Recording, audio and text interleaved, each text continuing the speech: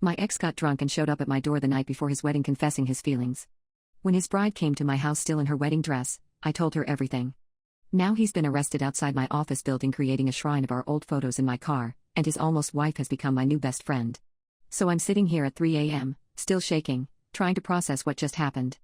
For context, my ex, 34M, and I, 32F, broke up almost 2 years ago after dating for 5 years.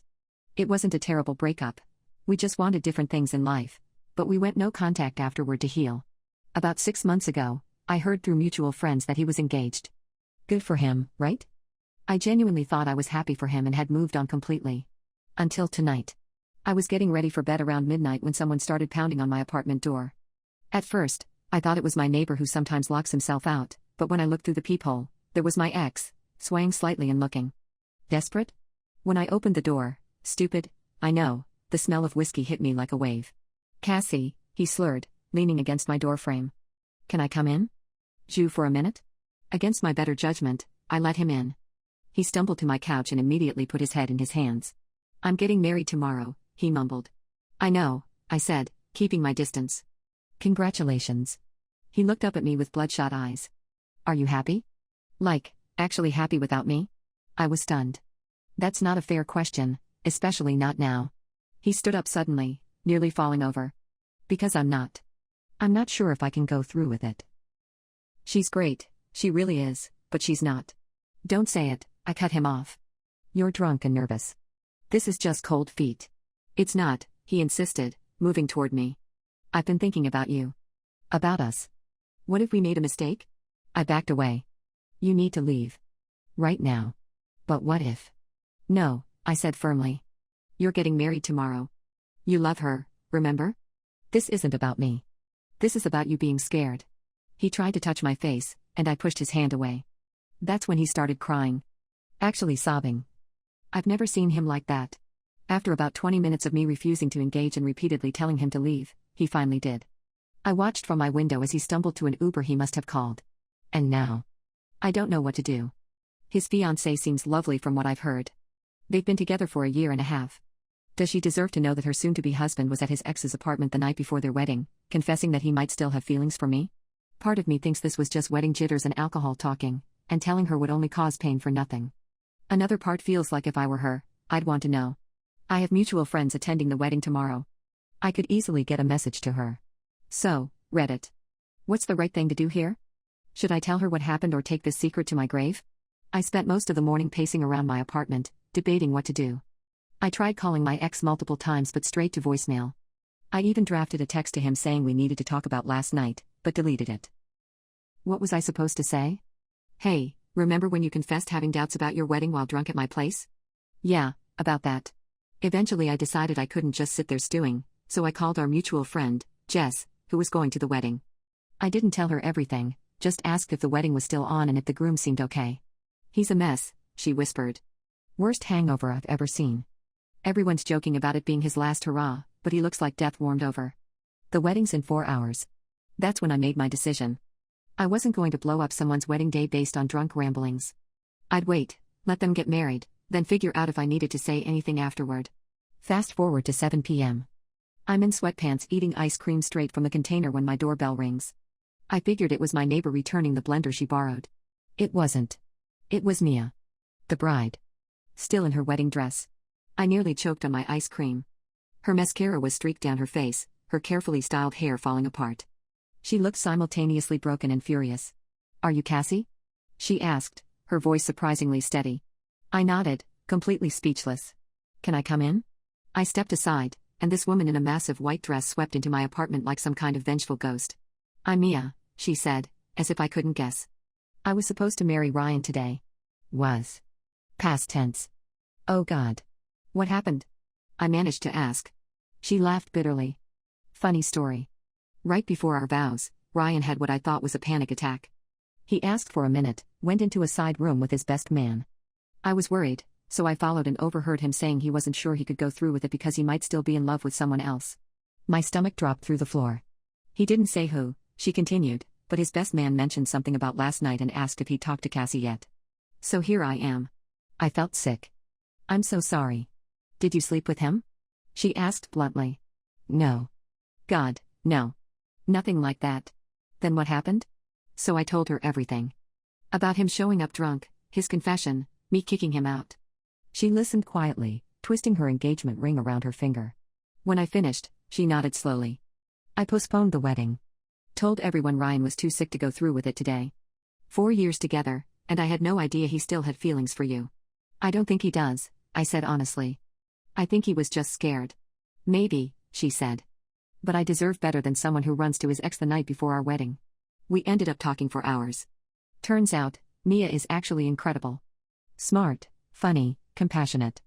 She works with rescue animals and volunteers teaching literacy. Ryan hit the jackpot with her.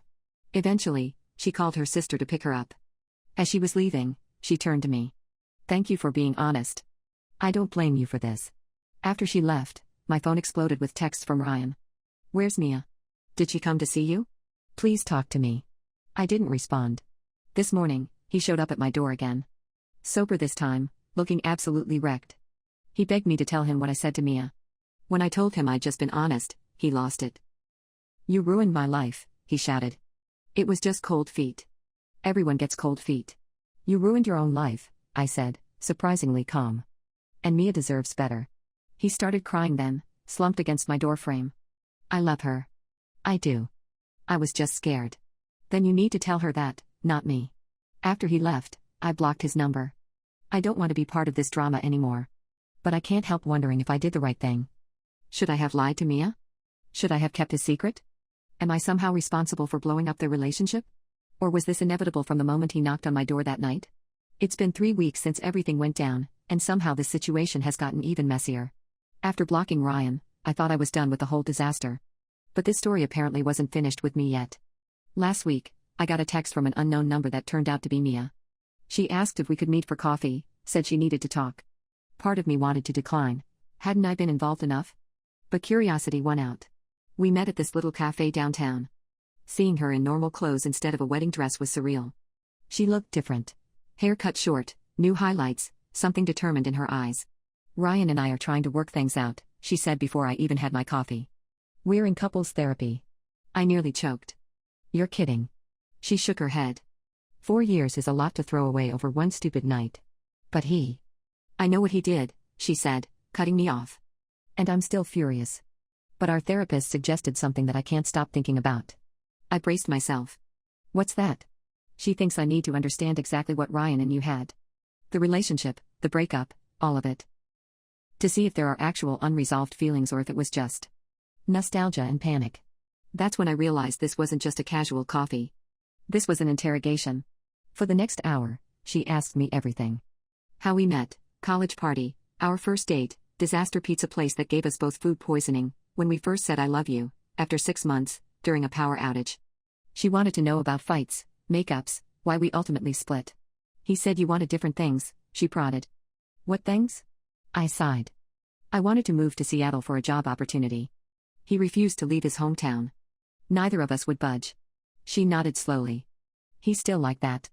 Hates change. The conversation took a turn when she asked, do you think you still love him? No, I said immediately, surprised by my own certainty. I loved who he was, but we've both changed. She seemed to relax slightly, then dropped the real bombshell. Ryan doesn't know I'm meeting you. He's been calling your friends, trying to find out if you're seeing someone. My blood went cold. That's disturbing. He claims he's trying to make things right with everyone involved, she said, making air quotes. But I think he's spiraling. He's convinced himself that fixing things with you will somehow fix us. After we parted ways, I felt unsettled. I went straight to my friend Jess's apartment and told her everything. This is getting weird, she agreed. Last weekend at Dave's party, Ryan cornered me asking all these questions about you. If you were dating, if you ever talk about him. I should just move, I half joked. Or you could talk to him. One time, clear the air, then be done for good. I thought about it. Maybe she was right. This mess needed closure. So I unblocked Ryan and texted him asking to meet somewhere public. He responded immediately, suggesting a coffee shop near his work the next day. When I saw him, I barely recognized him. He'd lost weight, had dark circles under his eyes, looked jumpy. We sat at an outdoor table, 2 coffees between us like a barrier. Mia came to see me, I said, getting right to it. His eyes widened. She what? She said you've been asking about me. A lot. I leaned forward. This needs to stop, Ryan. I just wanted to apologize properly, he said, defensive. For that night, for putting you in that position. Fine. Apology accepted. Now leave me alone. His face darkened. It's not that simple. Ever since that night, everything's falling apart. Mia barely trusts me, my friends think I'm an idiot, her family hates me. That's not my problem. But it is, he insisted, voice rising. If you just kept quiet about that night. Are you serious right now? I cut him off. You showed up at my apartment drunk, crying about marrying someone else. What was I supposed to do when your fiancé came asking questions? He deflated, running hands through his hair. I know. I ruined everything. Yes, you did, I said flatly. And you need to stop dragging me into it. That's when he looked at me with this expression I'd never seen before. Desperate, almost manic. I've been thinking about us, about what went wrong. Maybe I should have moved to Seattle with you. Oh hell no. Ryan, there is no us. There hasn't been for years. You need to focus on fixing things with Mia, if that's what you want. What if that's not what I want anymore? A chill ran through me. Then you need a therapist, not me. I got up to leave, but he grabbed my wrist. Not hard, but enough to make me freeze. Just think about it, he pleaded. We were good together. I pulled my arm away. No, we weren't. That's why we broke up. I walked away without looking back, but could feel his eyes on me the whole time. When I got home, I had 3 missed calls from Mia. I hesitated, then called back. He knows we met, she said immediately. He's furious. Says I betrayed his trust. The irony wasn't lost on me. Mia, I think you need to be careful. What did he say to you today? I hesitated, then decided complete honesty was best. I told her everything, including his comment about not being sure he wanted to fix things with her. The line went quiet for so long I thought she'd hung up. Mia? I'm here, she said, voice hollow. I thought he was truly sorry. I'm sorry, I offered lamely. Not your fault, she sighed. Thanks for being honest. After hanging up, I felt this weird mix of relief and dread. Relief that I'd been truthful, dread about what Ryan might do next. I changed all my social media to private, just in case. This morning, Jess called. Apparently Ryan showed up at her apartment last night, completely drunk, asking for my new number since I'd blocked him again. When she refused, he started shouting about how everyone was conspiring against him. I'm starting to feel afraid. Not just annoyed or frustrated. Actually scared. This isn't the Ryan I knew. I'm considering filing for a restraining order, but is that an overreaction? Part of me feels like I'm making this bigger than it is, but another part is genuinely concerned about what he might do next. What should I do? Has anyone dealt with an ex who spiraled like this? Am I responsible for any of this mess at this point? I never thought my final update would involve police, a cancelled wedding, a restraining order, and somehow a weirdly positive ending to this entire nightmare. But here we are. After Ryan showed up at Jess's place, things escalated fast. I was at work the next day when my phone started blowing up with texts from an unknown number. It was Ryan using his coworker's phone. I know you're trying to turn Mia against me, why won't you just talk to me? You owe me that much, at least you ruined everything. Then the real kicker, I'm outside your building. Just come down and talk. My heart nearly stopped. I checked the window and sure enough, there he was, pacing on the sidewalk outside my office building looking completely unhinged. I immediately called my supervisor, explained the situation, and she walked me to security. They escorted me to my car through a back exit while building security approached Ryan. I drove straight to the police station. Filing for an emergency restraining order was surprisingly straightforward once I showed them the text and explained the situation. They took it seriously from the moment I mentioned he was waiting outside my workplace. But the real breaking point came that night. I was staying at Jess's place since I didn't feel safe at home. Around midnight, we heard a crash from the parking lot. We looked out the window to see Ryan breaking into my car. Not stealing it, he was putting something inside. Jess called 911 while filming the whole thing. When the police arrived, they found Ryan sitting in my passenger seat surrounded by photos. Dozens of old photos of us together that he'd apparently kept all these years. He was arranging them on my dashboard and seats like some kind of creepy shrine. They arrested him for violating the emergency restraining order and property damage. I felt sick watching them take him away. This wasn't the person I dated for 5 years. Something had seriously snapped. The next morning, my phone rang with Mia's number. I answered cautiously. I just bailed Ryan out, she said, sounding exhausted. They're requiring him to go to a psychiatric evaluation. You bailed him out? After everything? I'm not taking him back, she clarified quickly. But something's obviously wrong with him. His brother thinks he might be having some kind of breakdown. We talked for almost an hour. Turns out Ryan had been lying to her about a lot of things. He'd lost his job months ago but kept pretending to go to work. He'd been drinking heavily since before the almost wedding. His brother mentioned Ryan had stopped taking medication prescribed after his dad's death last year. I feel like such an idiot, Mia said. There were so many signs something was wrong, but I was so focused on the wedding. You couldn't have known, I told her, though part of me wondered if there had been warning signs with him even when we were together that I'd missed. 2 days later, I got a call from a number I didn't recognize. It was Ryan's older brother Mark, whom I'd met a few times years ago. I wanted to apologize for Ryan's behavior, he said stiffly. He's been admitted to a psychiatric facility. The doctors think he's having a manic episode possibly triggered by the stress of the wedding and grief from our dad's death. It doesn't excuse what he did, but is he going to be okay? I asked, surprised by my own concern. They think so. With medication and therapy. He paused. He won't be contacting you again. I'm making sure of it. The permanent restraining order was granted a week later. Ryan didn't contest it. His brother attended the hearing on his behalf and assured the judge Ryan would be complying. Through all this, Mia and I kept in touch. It started with updates about the Ryan situation, but gradually evolved into actual friendship. Last weekend, we met up for drinks and ended up talking for hours about everything except Ryan. She's smart, funny, and planning to move to Chicago for a fresh start once everything settles down. You know what's crazy? She said after her second margarita. If he hadn't shown up at your place that night, I'd be married to someone I didn't really know. Silver linings, I guess? She laughed. Something like that. As for me, I've been seeing a therapist to process everything. It's forced me to look back at my relationship with Ryan with clearer eyes. There were warning signs I'd ignored.